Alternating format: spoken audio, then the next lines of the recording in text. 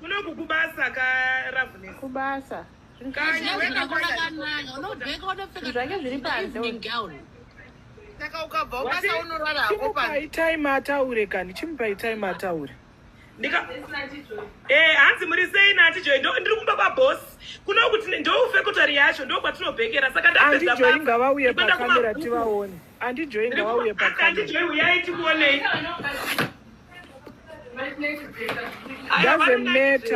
Doesn't matter Andi Joy. We want to see. Mire wapeke gauni boss wangu muone.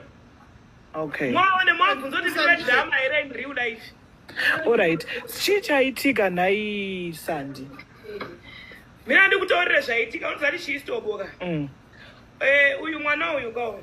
Chaakapindire muupenyu hwangu kwakwapindira kuziva kuti inini ndine bitterness naOwen. Saka waide munhu unomubatsira kukutsirire Owen pasi. Saka ndo zvaangarundoda badzi zvekutoti aziye plus nekudawo zvefiriji yangu. Wangodosvesa firiji yangu nestove. Nini nestove. Woza ana chiro zvati wakabira Owen mubhedha, akabira Owen headboard, akatorera zvese. Kune chiro chainga inacho here kunze kwepoliyo yaakatsvaka ega nekuti aze kupfekedza vanhu mazvombo. Chaanacho basi ipoliyo mwana wangu. Wapedze kuchengetwa. Inini hangu semunhu wanga akatsamwira Owen ka ndakaita zvese zvaaitaura kuti ndiite. Ndakaita zvese asi chazoshupa ndenhasi manje. Chibira uzweka. Mubedroom mangu meya ndiri kurara ndega pamubhedha pangu handiti. Uyu tomuti Daniel. Munin'ina waOwen une shamwari yake boyfriend yake shamwari yake same sex. Saka zvakatikate zvekudai nesuro akati visitor. Saka same sex boyfriend yakambobudiswa mubedroom. Saka aexpecta kuti paachabudiswa mubedroom chamudaidza mangu momo kuti uyorare pamubhedha. Saka ndiri kurara ndega. Ndo pakatangira nyaya. Ine handisi kumbomudaidza because uyu munhu handimufarire zvachose even from day one. Munhu uri evil. Boyfriend yaDaniel iri very evil.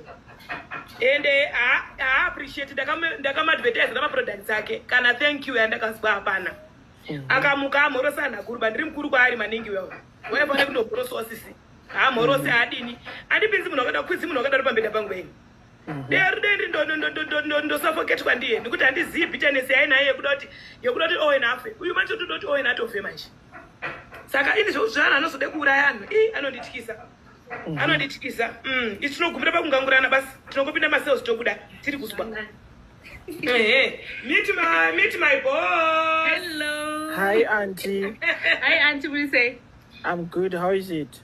I'm good. How are you? I'm here with Angel Rulaf. She's my mom all the way from America. My brother Babeva Skana is in Bikita, and Kudzi, she's in South Africa. Tembi, she's in Gokwe. Michelle, she's in Gweru, and Mam Blosso, she's in America. All of them, they love you so much, and thank you so much for taking care of our bipolar sister. We love her so much. Thank you so much. Sometimes I talk to her. She knows me. We met really? in Zim. Yeah, we talk. Yes, Auntie Joy. How are you, dear? How are you? Musha zviri sei? Musha, how are you? Zviri sei? Hapana apa. Andisi. Todawo zvinonaka pandinouya apa. Munongondipira henyu panze peyadhi ndikapinda atidi zvinozorekodwa. Indagara ndirekodhe kana Sandi anorekodha. Ndatovhunduka ndikoneresa manyika uri imomomo. Ndopinda busy. Aiwa wakauya. Uidzi dzinoya dzichiita kuchema dzichidurura manje idzi.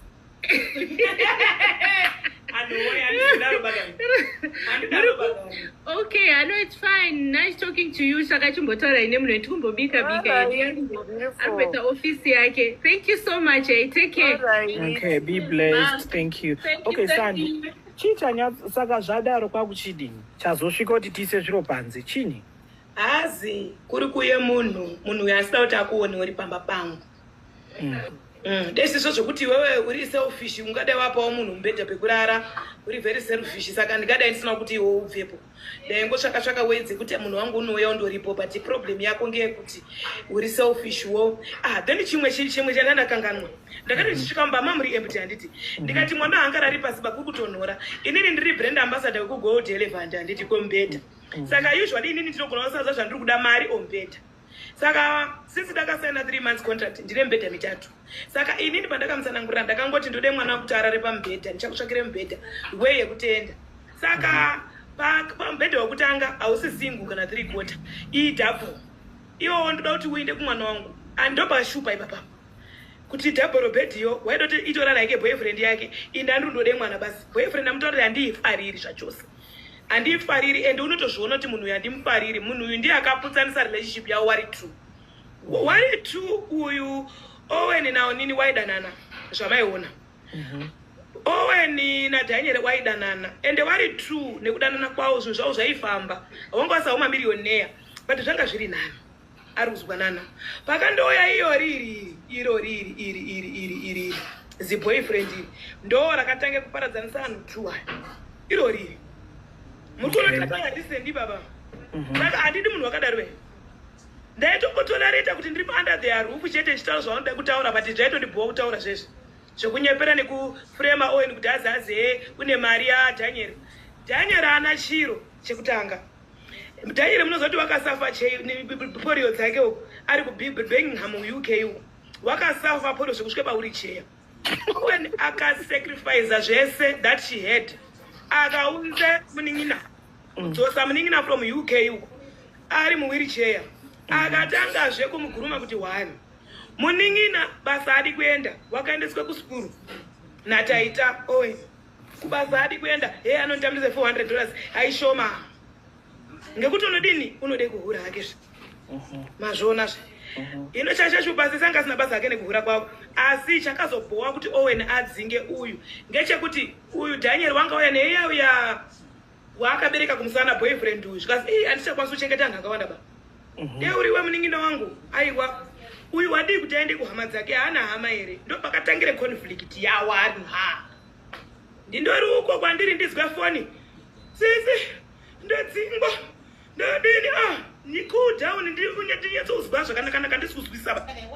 Owen chaiwo kudzinga nemari Owen waitonetsa akasvika zei ini ndakazondokoshande kure neni I'm worried about your mental health pakadini zvese zvakawanda ende Owen chando respect anobvira aipotudza zvechirwere chepolio base Owen asi akaspreada nyaya dzepolio paindaneti ba wakaspreada nyaya yepolio paindaneti iye shamwari yake shamwari yake iyi nei yakaspreada inini ndakatanga kuzwa naDaniel kuti uyu une condition shamwari yake uyu ndosaka ari kumuchengeta paya mazuva aya nchibva ndazvibuditsa palive ndobva tozviziva kuti Daniel basi ndiye wadini wachitaura but nenyaya yekuti ari desperate unodowa accommodation wakabva amudini kwabva andade kumaghost kwabva abuditsawo yakewo condition paindaneti ipo zvoita square saka zvese izvi nei zviri kudaro pamaghost ese ainvestigatwa nezvinhu zvandakapiwa ndiOwen kuseri zvese zvaakuraima nemadhetsi nepaishupana neyo yeboyfriend iyi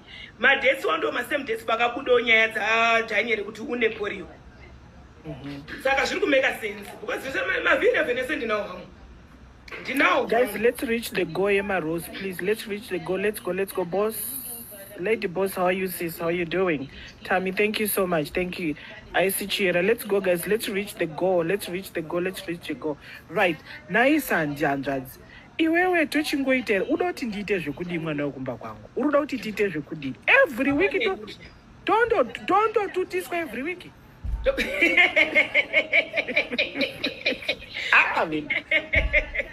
every week saka kuchidini saka izvezvi zviro zviri chakanaka ndabve kune sisikanzo ndari kapepa kayake karide kubhadharwa I'm fit to work ndapasa assessment I'm fit to work saka wakuda asi nemadokta uchapengi ba wakutongozvitiso hako kupenga kwakapera kare aza uchatombopengi aza assessment hai nina ndamboya sorapwa newe sandi saka uri ready here kutanga asi utori right ndakasetwa nevanhu 5 psychiatrist 5 ese achitaura the same thing saka ese angapengi ba saka ndakaenda naro document nandi zvaishupere kwenda udzokera anotanga kukuitira live achiti azi kwazi inini nditori ready kunoku ku Cape Town uri ready kudini kusanganisa mari yeassessment yenursing council kubayiwa ndiwe titangere kusanganisa mari kurapwa Mira ndimpepo. Ndikaifamba proof zvestobo anyatsobvunzikana kuti zviripo. Mira ndape.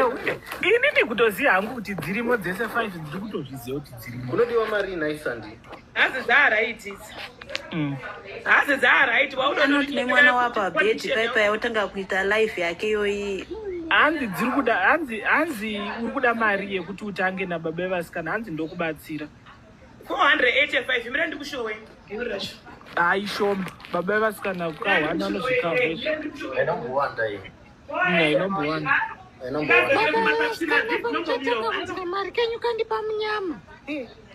Baba Une muruba ini nereka kuti muri kundiendesawo kune sizikanzoni. tosvinda kudiko naye Yakashata. Wazi munhu chandakana mupenyu munhu apiwi mari. Munhu anopiwa ningirikini. Inozi shingo. Tambo yekuita fishing. Munhu apiwi mari. taura hako. Munhu apiwi mari handidunyepa. Joshua unopiwa but inobva itopera. But you need something chekuti chiende maiziya. Ende mberi. Aizvo kusoti munhu andipe mari otange kundituka zvandanda kuitwe zveshe paya paya azizundiitira beni. Okay, saka zviro zvako zviripi? Nhasi ukapedza kubheka kwacho uchaendepi? Ndiri kuenda kumabhuku. Pane kwawatsvaga accommodation. Kuya kwandandiri kuya kumba kweumwewo munhu kwandandichitoskwatawo.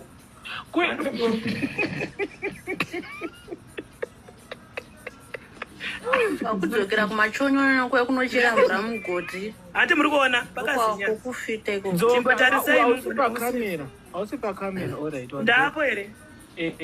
Hati muri kuiona iyi. Hasuru. Tarisa date. Tokwanisha. Date iri.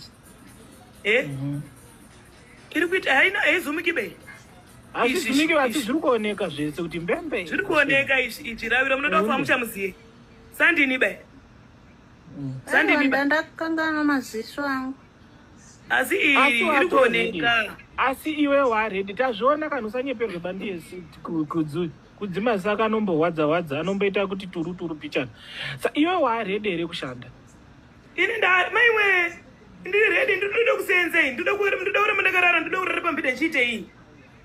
Anditika. Ndozvandokubira hangu kuti pakushanda uri simbi chaiche uri simbi yebasa. Zvemahara handisi kuzvijaira muupenyu hwangu. Iwe waziva kuti pandakadzingwa basa ndo pandakatenge kupenga. Handisi kujaira zvemahara dai. Upenyu hwese kubva ndichibarwa inini ndaindosenza 17 years ndichitanga kusenza ndiri inoze general hand paprint floor. Ndichibvapo general hand ndichita database administrator print floor akare. Ndichibvepo nursing, ndichibvepo midwifery, ndichibvepo inozi chinyiwa yewe degree in nursing science and arts so. Ndichibvepo ndakuite masters ndobva ndaroiwa. Saka haisi moshowa yangu. saka ndokumbira kubvunza ukabhadharirwa mari yauri kutaurai unobva watotanga kutoshanda muZimbabwe botoenda inini ndinosenza kugovernment private nemachaedza atitori kuprivate. Unotorana nehistory yekupenga ndiani kuprivate hospital. Mapenzi ese manesi anopenga unge inini ese tiri kugovernment. Atidzingwi basa tiriyo baisi. Handiendi kuprivate. Ndiri kutonopinda mugovernment. Ichingobhadharwa iyi ndiwerengere 3 months from there ndinenge ndatobasa. But you are ready, but you watch how do you feel? Are you excited? I never expected this. I was not expecting this. Ndaitofuka ndakatobviswa muregister. Okay. Ndo pandakatozoudzwa kunzi vanhu vane mapepa ekupenga akadai aya atinei nazvo baisu. Asi iwewe Sandi, do you believe kuti unopenga? Aiwa asi ndakambopenga. Tobo pane pandakambopenga izvi zvamboonani. Izvi zvamboonani. I can feel kuti ndingaenda hangu over but hadaboonani. 2023 stombo ndaitopenga hangu. Inini do you know kuti ndaibuda pamba pamai yangu paya ndisina hembe kusvika kugeti. Muroti munanhu iwe muroti munanhu ndisingatofili problem kana mazuva andayabvisa madrugs aya. Wakamboita zvemadrugs? Iya waifunga ndaida kurarama sei ndabirwe mari yese iyoyo. Ndotoda zvinoita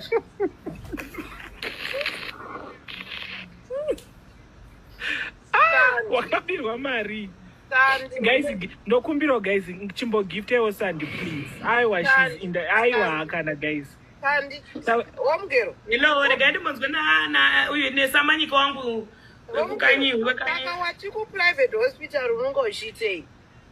Ku private hospital antitorwi baini. Wati ku government hospital unongoshitei. Then midwife is. Nenjibarisana. So barisani nezvo unombotitira bana vakutomise munhu kuti wakubarisa hauzotangi kumama ere pakateka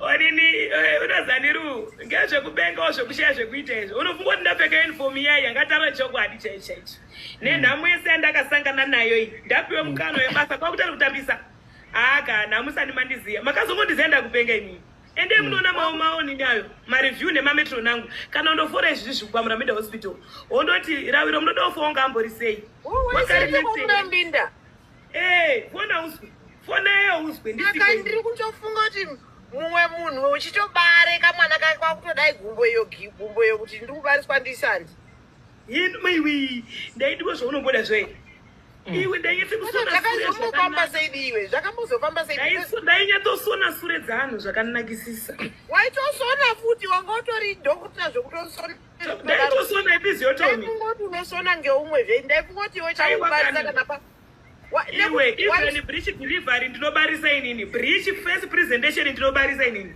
wakandiraza kudai ndiri midwife chai chinyi chiri kunetsa izandi zvimwe zvaunoita zvii kunze kwekubarisa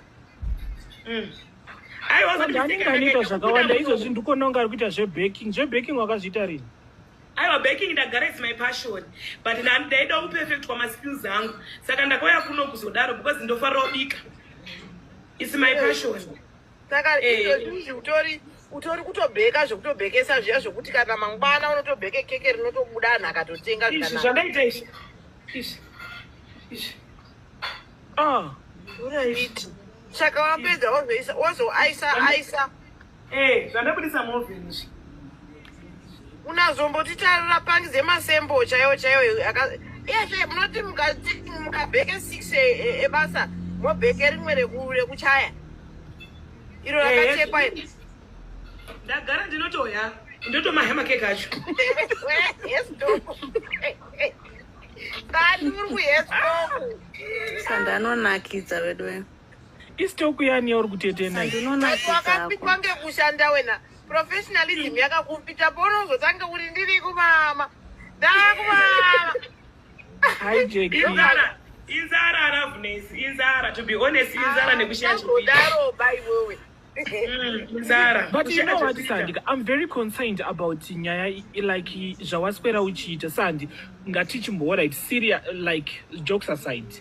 Let's talk, brother and sister, and that whatever is going on, like zvese zviri kuitika izvezvi hazvisokupinze here muna taisireva sepaane mumwe wako izvezvi zvipi izvozvizvi like zvinyaya zvacho like zvinyaya izvo zvawaswera uchingoita. You know what I'm talking about.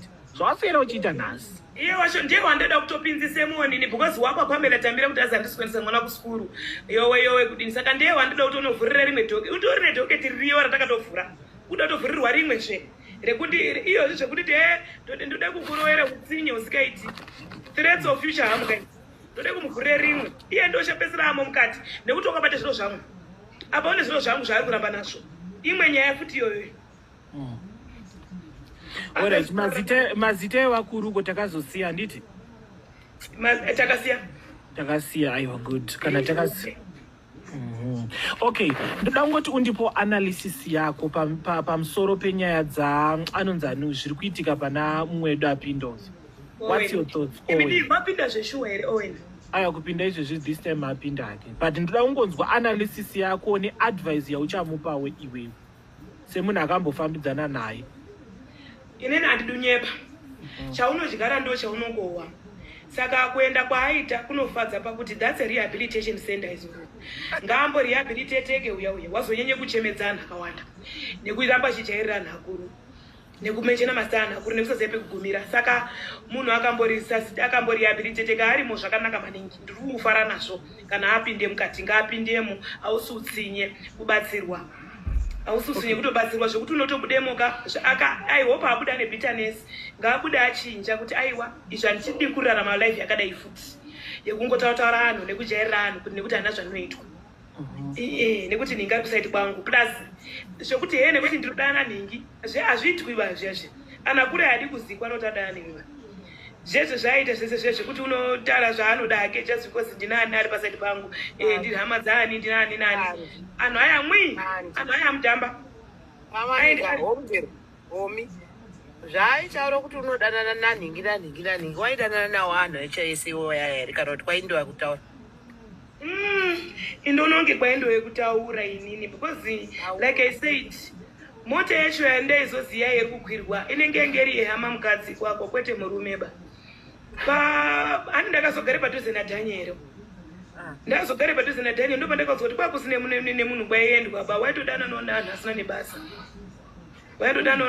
nebasa wowo zvakandodaro kana kuti vaida kudzikisira sesera hatichazivi pasi zvembinga dziya chaidzo hadzidi dhirama badzedze inini ndakadzikiswa nemotika yekwende kufamba ndakadzikiswa ine saka kuti asi munhu unosvike kuya une dzungu rinenge redu naweni guys unodzingwemo motika atodi noise yese pandakasvika even kumaofisi kuti wakadzikiswe mumotikari yembinga aisha azini inini aiwa uyo anga asirake involved baOwen ndeumwe so unozi Frank amumuzivi here une mbiri yekuhuka anhu kumashefu unozi Frank une mbiri maningi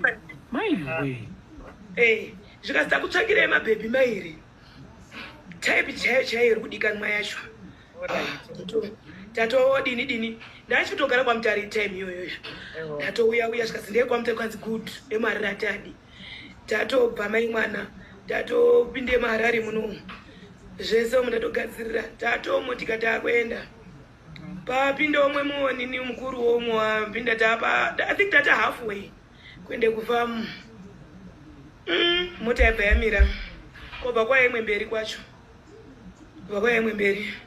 zvikazi ndokumbira mudzikise umwe musikana ari umu tiri kukupa mari yako yekudzokera kwamutare kwacho tondowati we are covering you but you hatisi kuenda newe wanga wataurisa ndatisina kana kumbotaura wenda ndakatonyarara zvandaitoudzwa nani mangamina pakaitika kudzikiswa kwangoina Owen haiwa au ndasada mbuda kutaura naye basa apa ndatori kwamutare ndakatobvaona mwamuna kwamutare uko tese tine mabhodhi zakatofanana Tap the screen, guys. Let's tap the screen. Bossy lady. Thank you so much. Lady boss. Thank you, sister. Saka manongwa musi wacho zvanga zvapotsa zvanaka kwakusvike paya kwakumiswa motikari kwakuzi ngaadzike ushu ndakatoteerwa munhu akauya komisa motika munhu akutotera kubva from Harare atotaurwa kuzi kwapindani zvikazi aiwa uyo ndiEvangelica Sandi uyu ngasari uyo unochema mangwana unoswera wataurwa ndo zvakaitika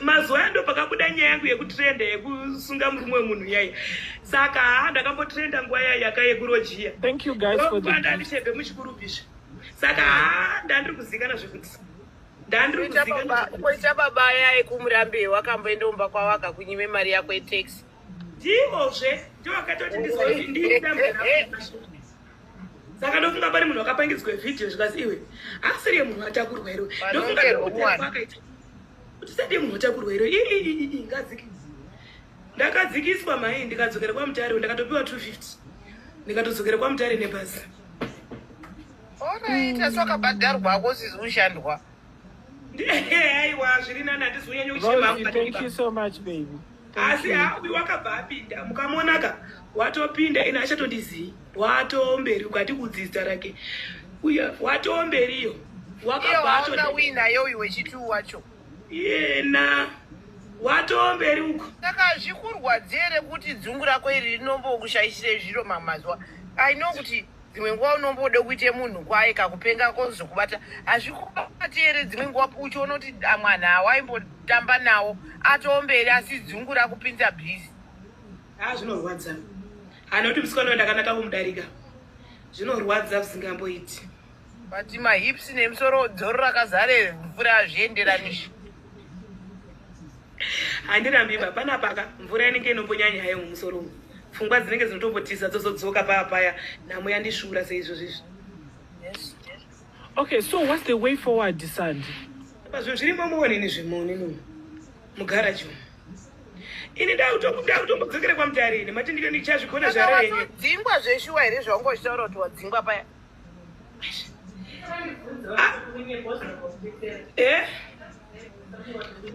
Bunzai boss. Makadiko pano. Unogona kufunga ndiri kunyeba hanzi. Uya utore kabheke kako unozodzoka ndakukudza kuti unodzoka rini ndazokudza kuti unodzoka rini. Saka akusi kudzingwa here.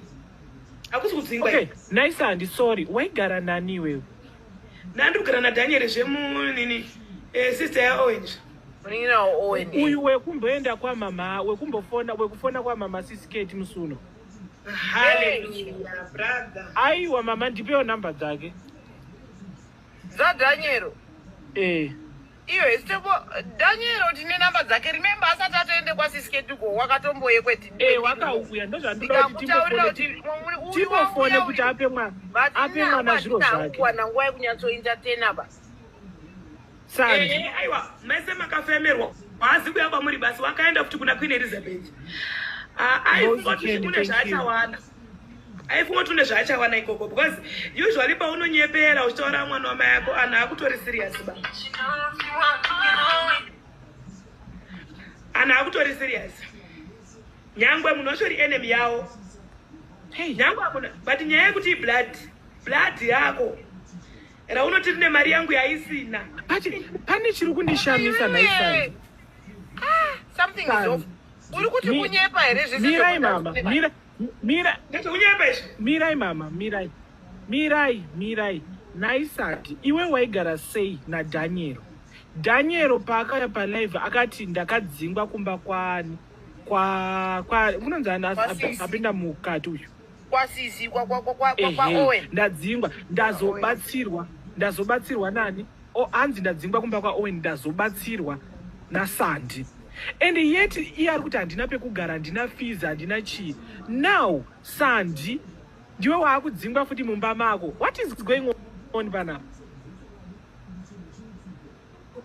Hanzi mage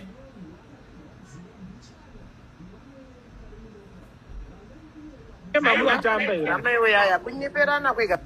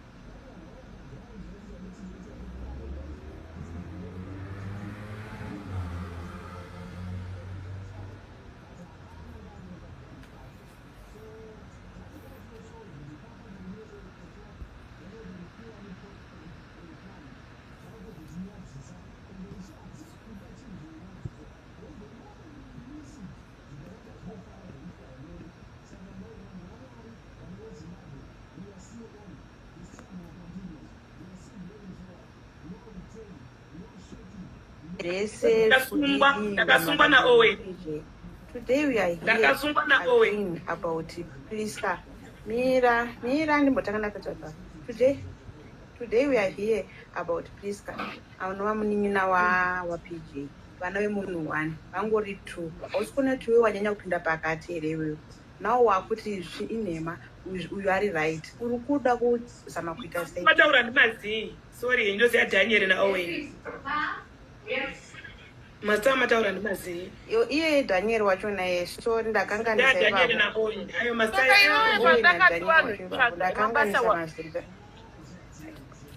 Pandaiti vanhu tsvagai mabasa wakati chiiwo nazvo iwewe semunhu waiteerera osise ichipe advice. Ndosaka zvandakaenda ndiwo wakatoti ndiende kune sisikanzorewo Ravnesi. Ndiwo wakatoti ndiende kune sisikanzorewo. Ndatoona kuti kutsvaka basa ndokunotoita. Takatofunda kuona ana ichishupika. Ndakabva ndatotsvaka basa. Aiwa. Sure maybe ndiri kurasika. Sandi wachi zviri Daniel paakaenda unotara kwakwetina kuti akadzingwa kumba kuti haane kwekugara saka anga anako kwekugara achinyepa. Ndiro zvandanzwa. Anga ina kwake. Anga chinyeba ake. Saka munobatsirwa sei kana muchiuya muchinyepa every time? chinhu chakabhowa Daniel ndechekudzingwa naakoma asina pekutangira kobva atora mubhedha hedhibhodhi zvese zvamukoma zvese wakuenda nazvo zvese zvamukoma zvese wakaenda nazvo zvimwe zvacho wakazondosiyawo zvekutotangisawo ndiyo yekutoti saka kobva waonoti zano nderipi rega ndinyepe kuti mari dzakabva kupi wandiri asi mari ndozori kwadzakabva ini mari yakabva kune shamwari yaOwen ine mashopu yakawanda inoita zvewomen chizvinhu zvekuempower wakadzi ndokwakabva mari yakabudisa Owen mazuva ekutanga ainobva kuna uyo Daniel wanga asina chiro handiti Daniel wagara anga asina chiro wanga rundochengetwa saka zvekuti azi Owen une mari yangu yaasina kundipa those were lies dzatakabatsirana naye kutaura kuti tingobhowe Owen nekuti ndane zvanguwo zviri kutondinetsawo zvaOwen zvacho. Okay, mwana naisandi mwana Owen chete. Yeah? The whole point was to bore Owen chete. Hey. Yeah, no, that was my goal. Totoona kuti tiri mafuzuka isusu mudongoti jupa pakunyepa kwedu. Sorry. Okay, naisandi. Yeah, isiye kuti tinganyanya kupinda nemoyo wetu machi. Koza vana vari tupuroti varaidza vana sanda. Achitinyepera zvavo. Ata aiti nezveshuwa izvi. Izvi zvazvo. Ndinoda kuadvisa chinhu hano. Iye so mwana wako ari kuenda kuchikoro sei iwewe zvekuti watama waindapo imbonzi kuti kuchikoro kwacho hasi kutoenda chikoro zvingani zvatotaurwa naDaniel kuti hasi kuenda kuchikoro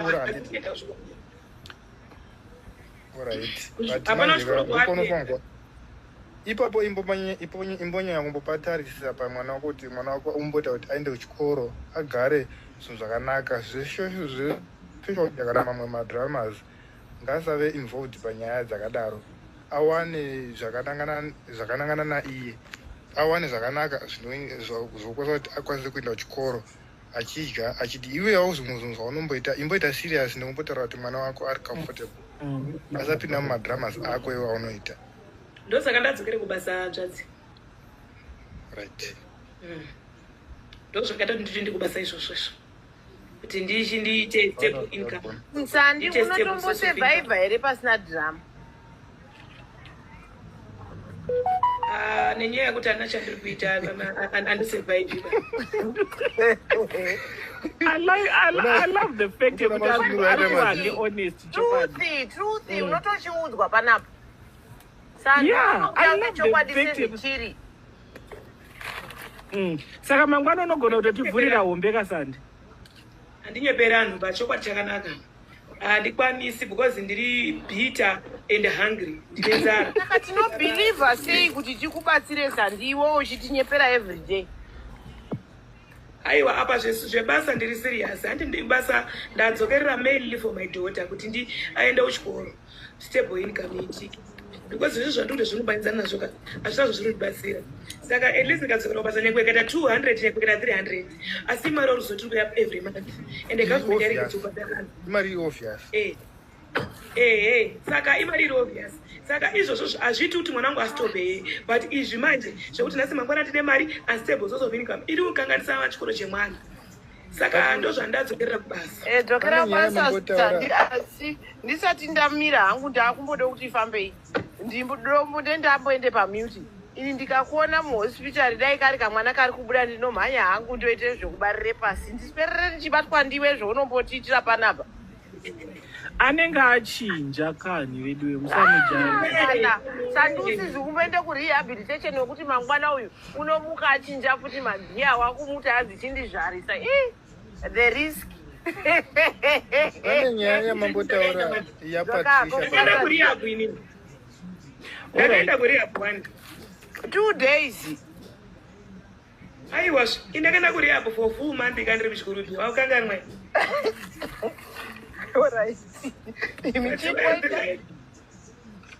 Thank you, Hot Sale. Thank you so much. Guys, ndambovhunza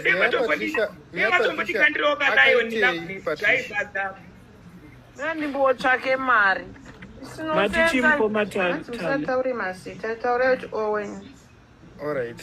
anzani akamboiteiko uyo munhu asungwa Guys, tap the screen. Let's tap the screen, guys. Tipin him 30,000. Aizonyadzake paindaneti handingakwanisi dzokorodza benzi akawandisa.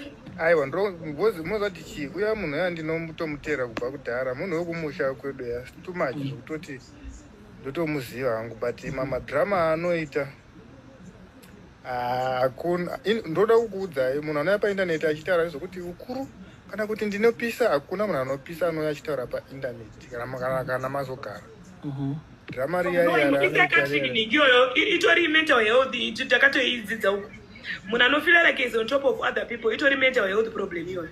Inini ndoda kukuudzai panapa munoziva here kuti ndiri next door yemunhu waanogara achitaura kuti kwai ndiri homi inini malights ane pamba pedu anenge akatoteya next door kuti panoitika any function kana panoitika che hapana nazvatisingazivi handiti kana kuti tiri vanhu vemudhuze zvekutoti tinotozikamwa donzi family yekwanhingi ndogara asi machomi next door machomi here nahomeboy wacho pano inini mumwe uda waisa ngenge ndati machomi here nahomeboy wacho iye manje kwaanotogara manje nemwawara achona kwakatosiyana inotori distance indotaura kuti malights epamba pemunhu waanoti kwanzi homeboy ini anenge akatoteya pamba pedu handiti saka iye nedistance yaarika inongori nzvimbo imwe chetewo zvayo but nedzungu rake